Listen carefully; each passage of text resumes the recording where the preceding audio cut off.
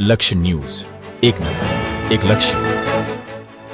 સુરતના પાલ વિસ્તારમાં આવેલ નીલકંઠ હાઇટ્સમાં સ્નેહ, રંગો અને શુભેચ્છાઓ સાથે ધૂળેટીના પર્વની ઉજવણી કરવામાં આવી. રંગોની રમઝટ અને સ્નેહની સુવાસ સૌ કોઈના જીવનમાં કાયમ રહે, ખુશીઓનો નિવાસ એવા ધ્યેય સાથે સુરતના પાલ વિસ્તારમાં આવેલ નીલકંઠ હાઇટ્સમાં સ્નેહ, રંગો અને હૃદયસ્પર્શી શુભેચ્છાઓ સાથે ધૂળેટીની ઉજવણી થઈ.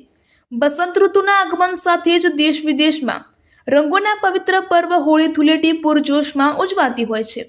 હોળી ધૂળેટી એ માત્ર રંગ ઉડાવવાનો ઉત્સવ નથી, પરંતુ હૃદયમાં રહેલી જૂની અદાવત અને કડવાશને ભૂલીને સ્નેહના આલિંગન સાથે નવી શરૂઆત કરવાની પવિત્ર પ્રસંગ હોય છે.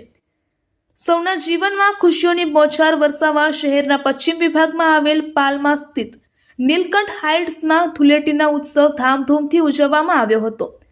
સોસાયટીમાં નિવાસ કરતા પરિવારના સભ્યો એકત્રિત થઈ ડીજેના તાલે ઝૂમીને એકબીજા પર રંગો ઉડાવ્યા હતા અને પિચકારીઓથી રંગોળી સર્જી હતી. એટલું જ નહીં, એથી વધુ 8 જેટલા શાવર ઊભા કરાયા હતા. આ રીતે પરંપરાગત રીતે ધૂળેટી પર્વની ધામધૂમપૂર્વક ઉજવણી કરવામાં આવી હતી.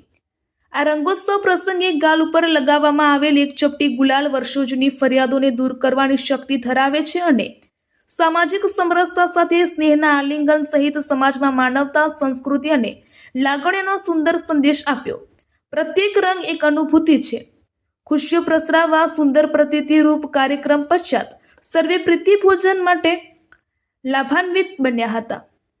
આ ખુશીઓના રંગોત્સવને સાર્થક બનાવવા સર્વેશ્રી ઈશ્વરલાલ નરોલા, આકાશ ગાભાણી, જયેશ પંચાલ વગેરે સભ્યોનો શ્રમ અને સ્નેહ સંમલિત હતો.